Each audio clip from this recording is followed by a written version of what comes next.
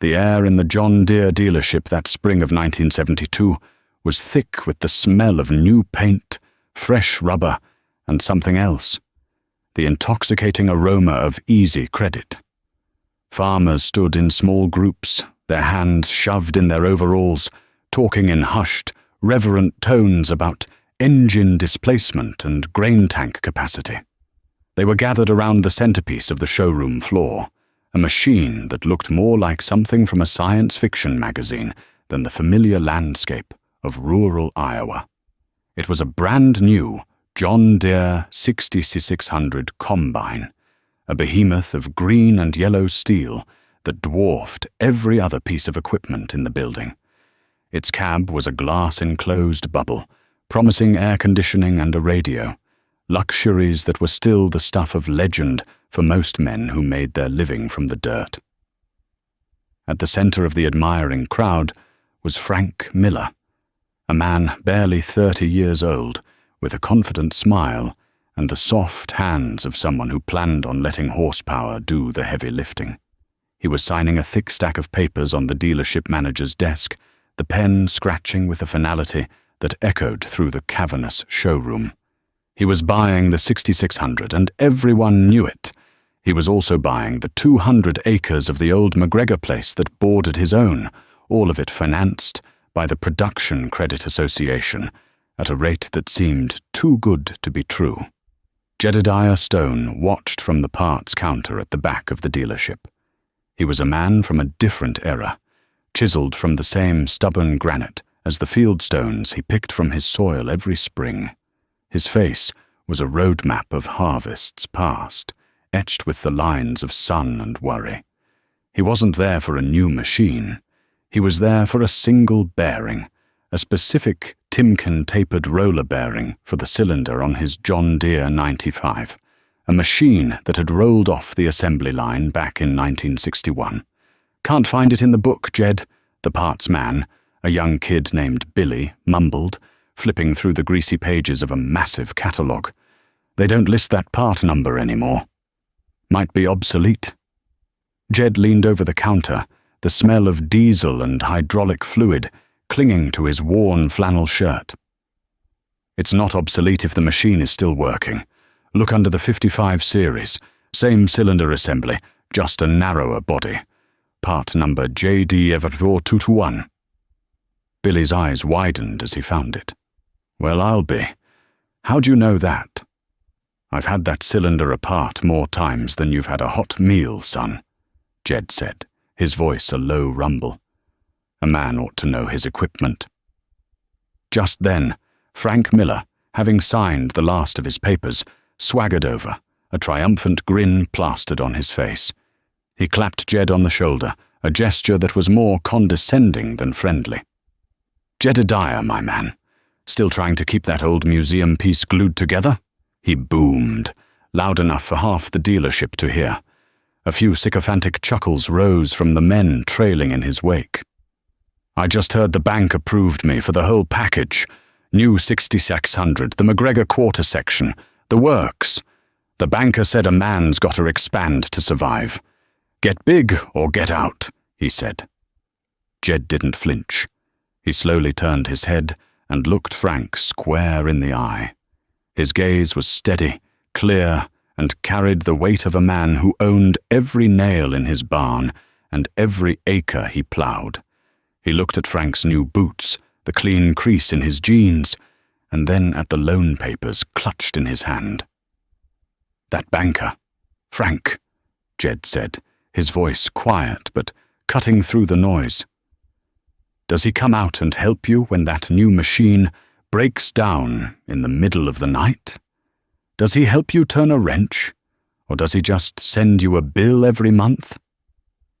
Frank's smile tightened. "This thing won't break down, old man. It's brand new. Warranty from top to bottom. While you're out there breathing dust and tinkering with your relic, I'll be done with my beans in half the time, sitting in my air-conditioned cab listening to the ball game." Jed simply nodded and turned back to the counter as Billy returned with a small, heavy box. "There's a difference between a tool and a master, Frank," Jed said, not looking at him. "Your new combine owns a piece of you. That banker owns a piece of you. The only thing that owns me is the good Lord above, and the only thing I owe is a good night's sleep to my wife." He paid the $12.47 for the bearing in cash, coins and all, from a worn leather pouch. He tucked the box carefully into his coat pocket, gave a curt nod to the parts man, and walked out of the dealership. He didn't look back at the gleaming green monster, or the man who had just shackled himself to it with a chain of paper and ink. As the door hissed shut behind him, the silence he left was more powerful than all of Frank Miller's boasting. The old farmers who had seen booms and busts before looked at each other, a flicker of doubt in their eyes before turning their attention back to the new machine, its promise of an easier life too bright to ignore. Now, before we go any further into what happened over the next 10 years, a decade that would test every farmer in this country to their breaking point, I have to ask you folks, we've all known men like these two, the cautious, debt-free man who trusts his own hands, and the ambitious go-getter who's willing to bet the farm on the promise of tomorrow. Drop a comment below and let me know. Who would you rather have as a neighbor? The man running the old, paid-for, John Deere 95? Or the man with the brand new, bank-owned 60C600? Because the answer to that question says a lot about what kind of person you are, and what happened next in this story is going to prove one of them right, and the other one dead wrong. Jed drove his 1968 Ford F250 home, the V8 rumbling a familiar, comforting rhythm. The new bearing sat on the seat beside him, a small victory in a world that was rapidly changing. When he got back to his farmstead, the first thing he did was head to the machine shed. It wasn't a new pole barn like the one Frank Miller had just put up. It was an old-style barn with a gambrel roof, built by his own grandfather with hand-hewn timbers and pegged joints. The scent of old wood, dry hay, and grease hung in the air, a perfume of self-reliance. And there she sat, his combine. The John Deere 95. Her green paint was faded and chipped in places, showing the primer and even bare metal where the weather had been harshest. A few dings and welded repairs scarred her sheet metal, each one a story of a rock found the hard way, or a gatepost misjudged in the dark. To Frank Miller, she was a relic. To Jed Stone, she was an old and trusted friend. He didn't just jump into the repair. A job like this required a ritual. First, he blew the dust and chaff off the cylinder housing with compressed air, the hiss of the nozzle a prelude to the work ahead. Then he laid out his tools on a clean piece of canvas. Not a shiny new set from the auto parts store, but a collection of heavy, American-made wrenches and sockets from brands like SK and Wright, many of which had belonged to his father. They were dark with the patina of age and oil, worn smooth in the places where his hands and his father's hands had held them countless times. The cylinder housing was a tight space. Jed, a man built solid but not bulky, eased himself into the machine's guts. The work was slow and methodical. He used a heavy breaker bar to loosen the bolts, holding the bearing retainer, the muscles in his back and shoulders bunching with the effort. Each bolt groaned in protest as it broke free from years of tension and rust. He knew the sound of stressed metal, the difference between a bolt that was loosening and one that was about to shear off. When one refused to budge, he didn't force it. He got out, fetched his torch, and gently heated the housing around the bolt, knowing the steel would expand just enough to release its grip. Once the retainer was off, he faced the old bearing. It was pressed onto the main cylinder shaft, a stubborn ring of hardened steel. This wasn't a job for a hammer and chisel. That was how you ruined a $50 bearing and a $500 shaft. He carefully attached a heavy-duty gear puller, its threaded screw and steel jaws looking like some medieval torture device. He tightened the screw, little by little, feeling the tension build. He could hear the old bearing begin to creak, a high-pitched metallic screech as it slowly, reluctantly, began to slide off the shaft. Finally, with a loud pop, it came free. He held the old bearing in his hand. He could feel the roughness in it, the slight catch and grind that told him it was on its last legs. He had caught it just in time. A failure during harvest would have cost him days, maybe even a week if the shaft got damaged. A week of rain in October could cost him a whole crop. He meticulously cleaned the shaft with emery cloth until it shone, then wiped it clean with a solvent-soaked rag. He gently heated the new bearing on a small electric hot plate, not too hot, just enough to make it expand by a few thousandths of an inch. With a pair of thick leather gloves, he picked up the hot bearing, aligned it perfectly, and slid it onto the shaft. It went on with a satisfying, final-sounding thud as it seated itself against the shoulder. No hammer needed. Just patience and an understanding of the physics of steel. This was Jed's way. He didn't see the machine as an adversary to be beaten into submission. He saw it as a partner. He spent the entire week before planting season and another 2 weeks before harvest going over every inch of his equipment. He changed the oil in the 95's Hercules engine, a big, slow-turning 6-cylinder that had a throaty growl instead of a high-pitched scream.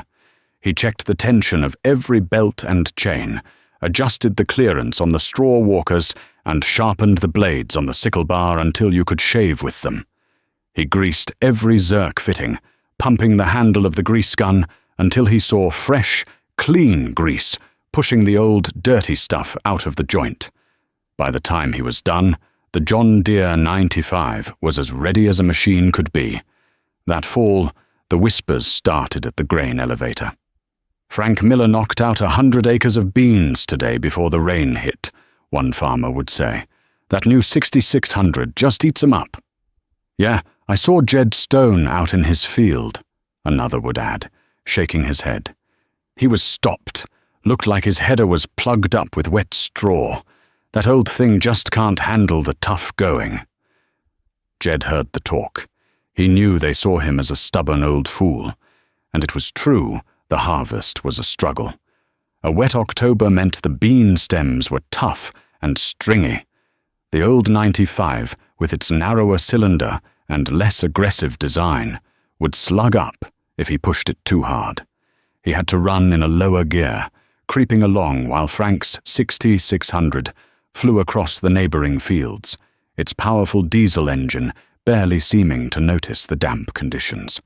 One afternoon, as a dark cloud bank built in the west, Jed was on his knees beside the combine, working to clear a particularly nasty slug of wet straw from the feeder house.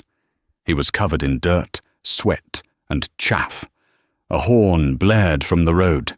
It was Frank, sitting high and clean in his new Ford pickup.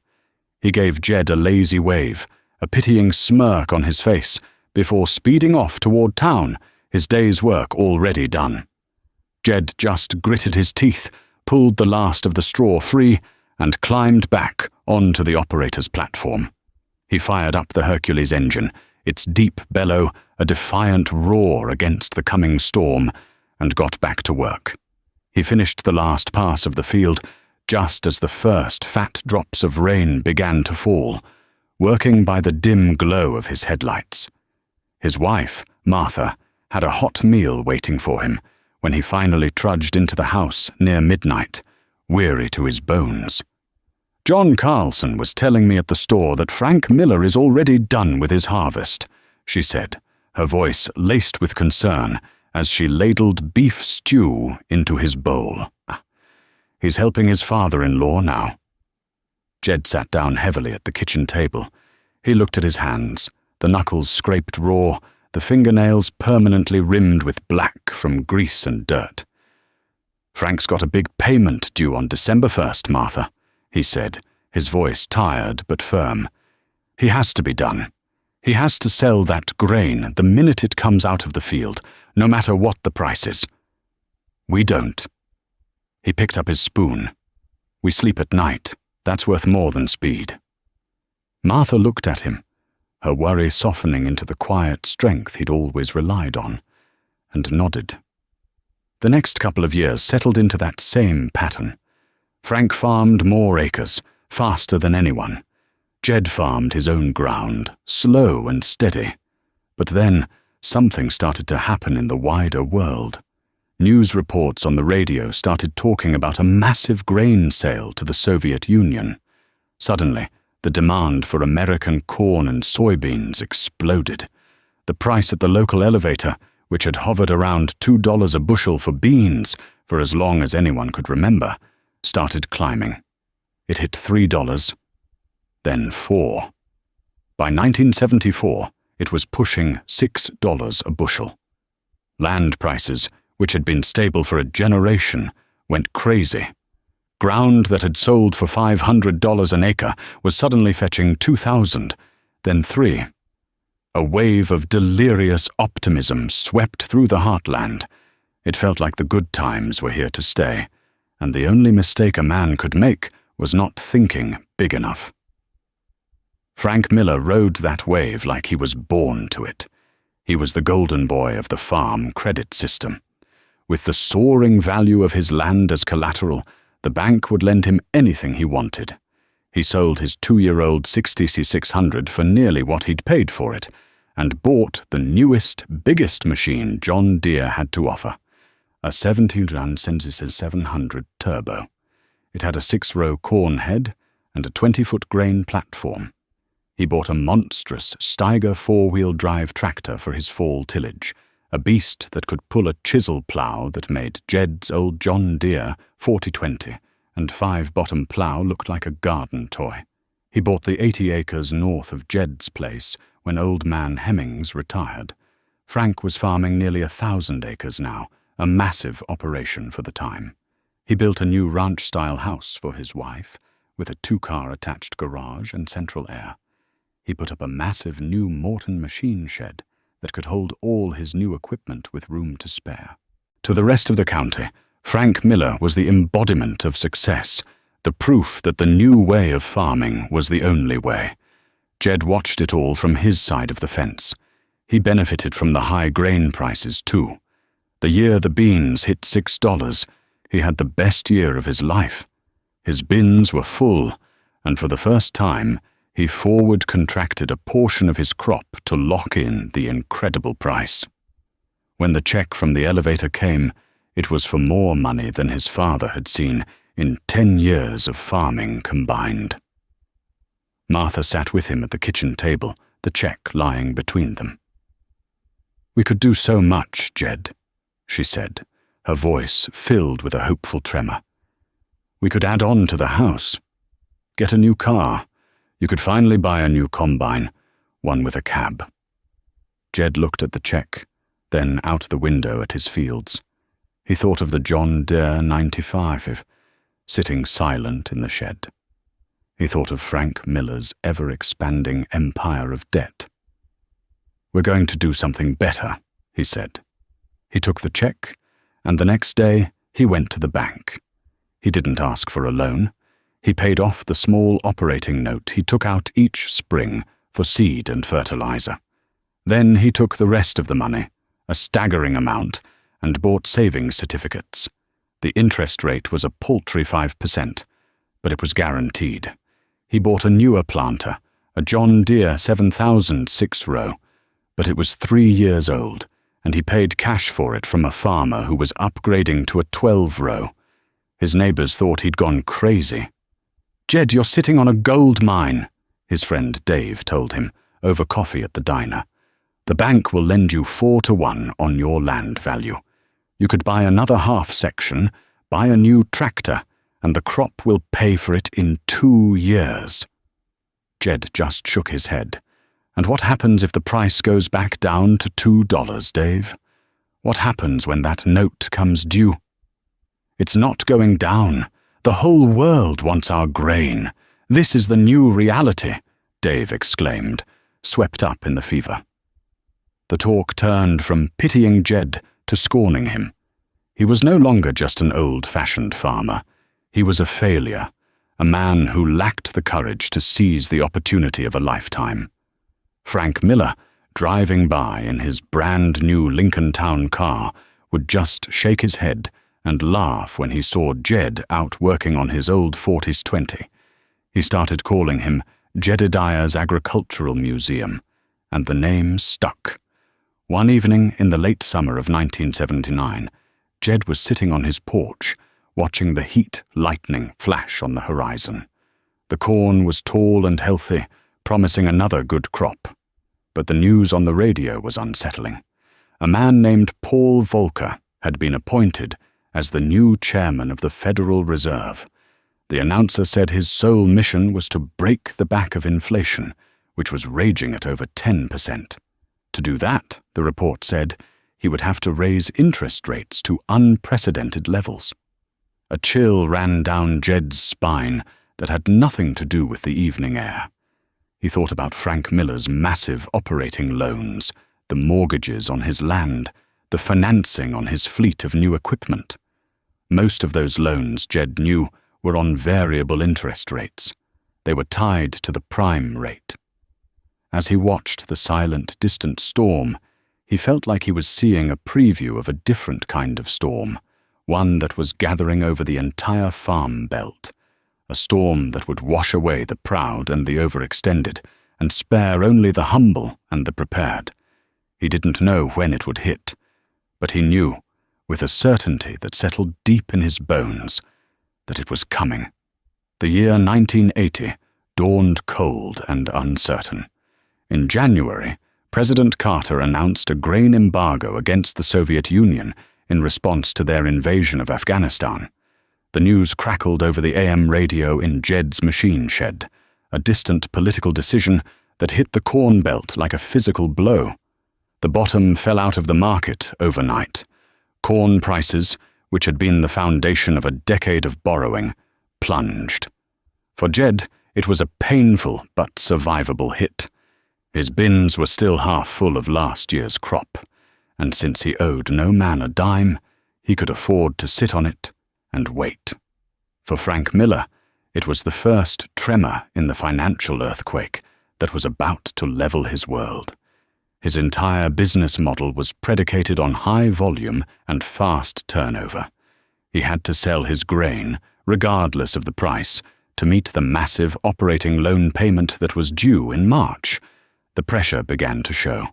The easy confidence that had been Frank's trademark began to curdle into a brittle anxiety.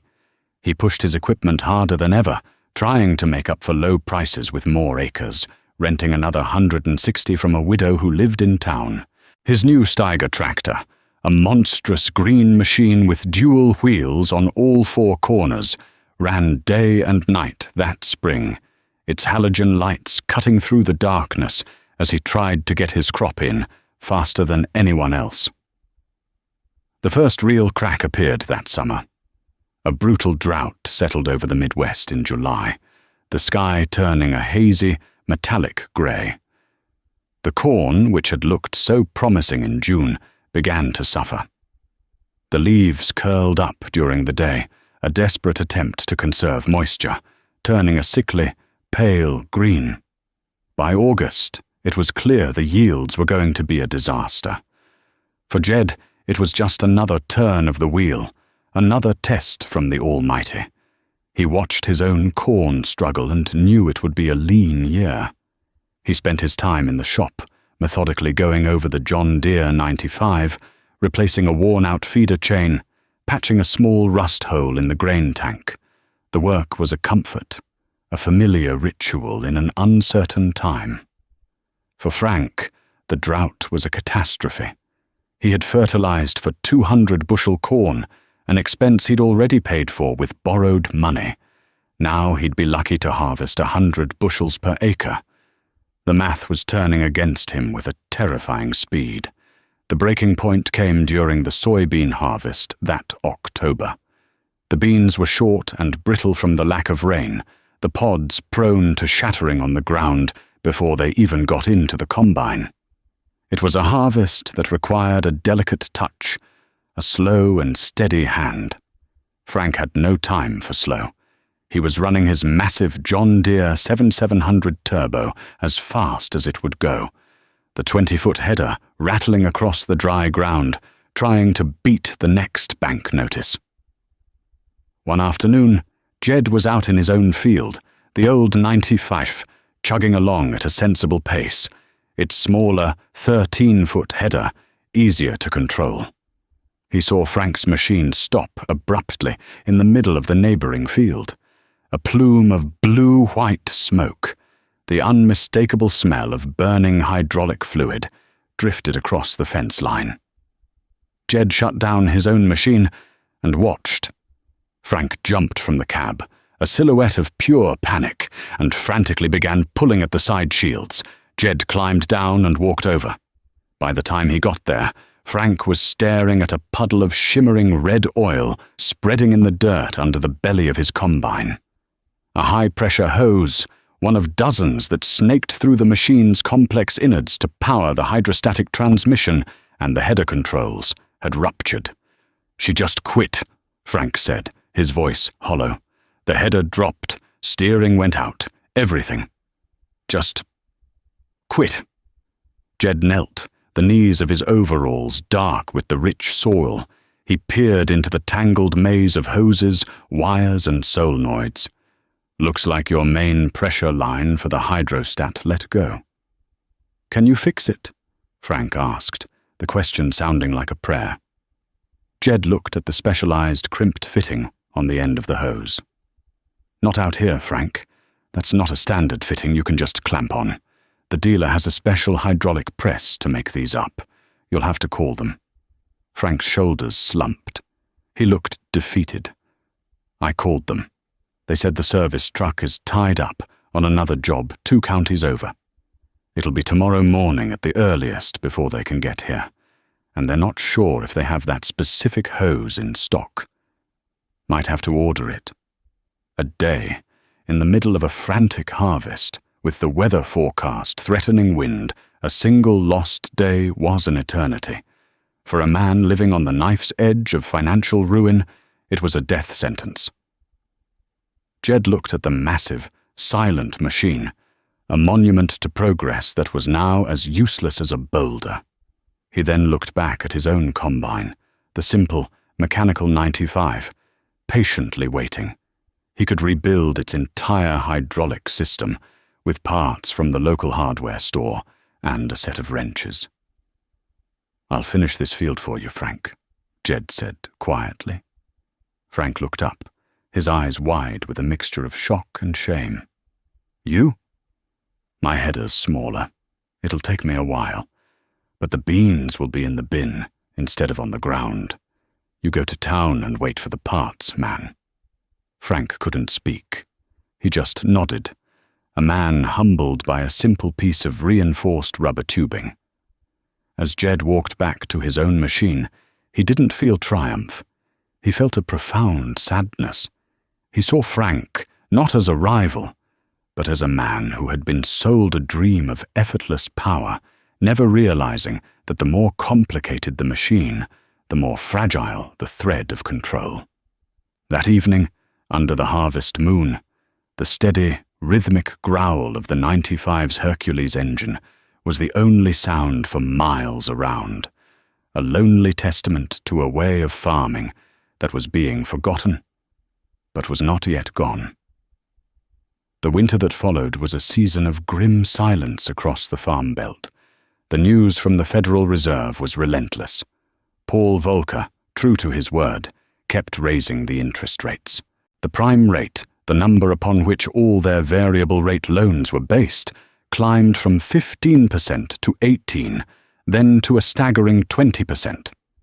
The letters from the Production Credit Association and the local banks, once friendly reminders, became stark, threatening demands. For families like Frank Miller's, the monthly statements were like reports from a battlefield where they were losing badly. The interest on his loans was compounding at a rate that was impossible to comprehend. His payments ballooned, doubling and then tripling, while his income had been slashed by the embargo and the drought. He was trapped in an inverted nightmare, where his assets, the land and equipment he had been so proud of, were now anchors pulling him under. The land that had been appraised at $3,000 an acre just a few years prior was now struggling to find a buyer at half that. The banks, seeing their collateral evaporate, began to panic. The first farm auction notice appeared in the county paper in the spring of 1982. It was for the Carlson family, good people who had farmed their ground for 3 generations. The photograph in the ad showed a lineup of nearly new, bright red International Harvester equipment. The whole community went to the sale, not to buy, but to watch, a morbid curiosity drawing them to witness the public dismantling of a neighbor's life. The auctioneer's rhythmic chant felt like a funeral dirge. Men stood in silent clusters, their hands in their pockets, their faces grim. They were watching their own fears played out on the Carlsons' front lawn. After that, it became a flood. Every week, another notice, another family's name. The Miller auction was scheduled for a cold, windy Saturday in April of 1983. The notice was a full page, a testament to the scale of Frank's ambition and the totality of his failure. The list of equipment was staggering. The Steiger Panther 4-wheel drive, the John Deere 7700 turbo combine, a fleet of tractors, plows, planters, wagons. And at the end of the list, in stark black letters, 320 acres of prime farmland to be sold in 2 parcels. It included the original 80 acres that had been in his family since his grandfather had homesteaded it. Jed went to the auction. Martha didn't want him to. "It feels like picking over a grave," she said. "I'm not going to pick," Jed replied, his voice heavy. "I'm going to bear witness." The scene was surreal. The gleaming green machines, which had once been symbols of Frank's untouchable success, were lined up in the muddy field, price tags hanging from their steering wheels. They looked forlorn, like captured kings. Frank was there, standing beside his wife near the farmhouse. He looked 10 years older than he had the year before. His face was pale and drawn, his eyes hollowed out. He avoided looking at anyone, staring at a fixed point on the horizon. Jed watched as the auctioneer started with the smaller items, the tools and shop equipment. Then came the big machines. A hush fell over the crowd as the bidding began on the 7700 turbo combine. This was Frank's pride and joy, the machine that was supposed to make him invincible. It sold for less than 1/3 of what Frank still owed on it. The Steiger tractor went next, for an equally devastating loss. Jed could feel the collective gasp of the crowd, the shared pain of men who understood exactly what those numbers meant. While the machinery was being sold, Jed slipped away from the main crowd and found the banker who was overseeing the land sale. He was a man in a suit who looked uncomfortable in the muddy field. Jed knew him from his few dealings at the bank. "I'm here to bid on Parcel A," Jed said quietly. "The home 80. The banker looked at him, surprised. "Jedediah, I didn't figure you for an expansionist." "I'm not," Jed said. "That's Miller land. It ought to stay Miller land if it can." The bidding for the land was tense. A few outside investors, speculators smelling blood in the water, were bidding aggressively. But Jed held his ground. He had a number in his head, a fair price based on what the land could actually produce, not on the inflated values of the bubble. It was the money he had saved, the money from the good years that he hadn't squandered. When the auctioneer's gavel finally fell, the home 80 acres, the heart of the Miller farm, belonged to Jedediah Stone. He didn't feel a sense of victory, only a heavy weight of responsibility. He saw Frank watching him from across the yard, his face a mask of disbelief and what looked like betrayal. Jed simply met his gaze and gave a slow, deliberate nod, a gesture that Frank couldn't possibly understand yet. While his neighbors were being sold out, Jed survived. The crisis years were lean, but his foundation was solid rock, not sand. His cost of production was a fraction of what the big operators had. He burned his own wood for heat. Martha kept a huge garden, canning enough vegetables to last through the winter. His biggest expenses were fuel and seed, which he paid for with cash from his savings. When a part broke on his old 4020 tractor, he didn't call a dealer. He drove to a salvage yard, a place that had become a lifeline for farmers like him, and pulled the part he needed off a wrecked machine for a few dollars. His farm was an ecosystem of thrift and self-reliance. The John Deere 95 was the heart of it. Every autumn, it rumbled to life, a faded green symbol of endurance. It wasn't fast, it wasn't comfortable, but it was his. And in a time when the banks owned everything, owning your own combine, free and clear, was the truest measure of a man's wealth. A week after the auction, after the last of the equipment had been hauled away and an eerie silence had fallen over the Miller farmstead, Frank's pickup truck pulled into Jed's lane. Frank got out slowly, like an old man. He walked up to the porch where Jed was sitting, cleaning a carburetor in a pan of gasoline. He stood there for a long moment, twisting the brim of his hat in his hands. "I heard you bought the home place," he said, his voice raspy. Jed nodded, setting the carburetor parts down on a clean rag. "I did." "Come to gloat?" Frank's voice was laced with bitterness. "Come to tell me you told me so?" "No," Jed said, looking him straight in the eye. "I came to make you a proposal. I'm not a landlord, Frank. I don't want to be. I want a tenant." Frank stared at him, confused. "I'll rent you the 80, Jed continued. "Crop share. 1/3 for me, 2/3 for you. You live in the house, you work the ground. It's your home. You just pay me with a share of what you raise. There's no cash involved unless you want it to be." Frank was speechless. He sank down onto the porch steps, his head in his hands. "Why?" he finally whispered. "After everything, all the things I said, calling you a museum keeper." "Because this isn't about me being right," Jed said, his voice softening. "It's about a neighbor needing a hand. It's about that land, having your name on it for 100 years. That means something. Pride is a luxury, Frank. Survival is a necessity. You're a good farmer, one of the best I've ever seen. You just got caught in a storm you couldn't control. Nobody could." That was the beginning. Frank Miller, the man who had once farmed 1,000 acres with the biggest equipment money could buy, started over. He farmed his original 80 acres with Jed's second tractor, an old John Deere 3020, and a 4-row planter Jed helped him rebuild. It was humbling, back-breaking work, a return to a scale of farming he hadn't known since he was a boy. But for the first time in years, he slept through the night. He was no longer a slave to a payment book. The community, which had been so quick to praise Frank's ambition and then scorn Jed's caution, saw what had happened. They saw Jed, not as a stubborn old fool, but as a man of quiet wisdom. They saw his act of grace toward Frank not as a business transaction, but as a lesson in what it truly meant to be a neighbor.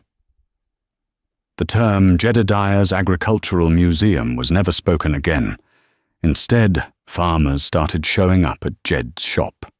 "Jed, my combine's down, and the dealer says it's a week to get the part." "Jed, you know anything about the governor on an old 40 series tractor?" He never turned anyone away.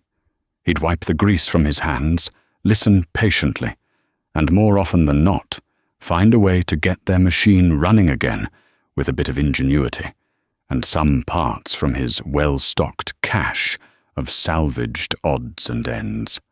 His farm became an unofficial hub of survival, a place where the old ways were rediscovered and passed on out of sheer necessity.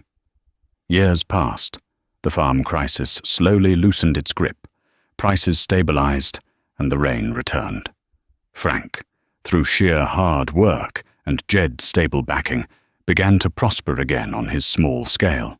He eventually saved enough to buy the 80 acres back from Jed, paying him the exact amount Jed had paid at the auction, with no interest. The day they signed the papers at the kitchen table was a quiet one, sealed with a handshake between two men who had been forged into friends by the fire of adversity. Jed grew older. His hands became more gnarled with arthritis, his steps slower. His son, Thomas, who had seen the wisdom in his father's ways, eventually took over the day-to-day work of the farm. But Jed was never far from the machine shed. One bright autumn afternoon, when Jed was well into his 70s, he stood with his grandson, a boy of 12 named Samuel. They were in the old barn, in front of the John Deere 95. It was retired from active duty now, replaced by a slightly newer but still modest and paid-for 620 model. But Jed kept the 95 pristine. He started it up every few months, the old Hercules engine still barking to life with a familiar, throaty roar. "Grandpa," Samuel asked, running his hand over the faded green paint, "why do you keep this old thing? Dad's combine is so much bigger." Jed smiled, a deep and knowing smile that crinkled the corners of his eyes. He placed his heavy hand on the boy's shoulder. "Samuel," he began, his voice a low rumble like the old engine itself. "This machine taught me the most important lesson a man can learn. There are two kinds of farmers in this world. There are those who work to buy more iron, and there are those who make their iron work for them. This combine, it never owned a piece of me. We were partners." He pointed to a small brass plaque he had bolted to the side of the operator's platform years ago. Samuel leaned in to read the words Jed had stamped into it himself. "The bank is not your partner. Some people will tell you that you have to get big or get out," Jed continued, his gaze drifting out the open barn door toward the fields, golden in the late afternoon sun. "But the truth is, you just have to last. You have to endure the storms. And you can't do that when you're carrying a debt that's heavier than any harvest you could ever bring in." He looked down at his grandson, seeing the future of his family and his farm in the boy's curious eyes. "Remember that, Samuel. True wealth isn't about the size of your machine shed or the number of acres on a map. It's the peace you feel when you turn the key in a machine you own outright. It's the freedom of knowing that when the harvest is done, it's all yours. It's the quiet satisfaction of a life well lived on your own terms."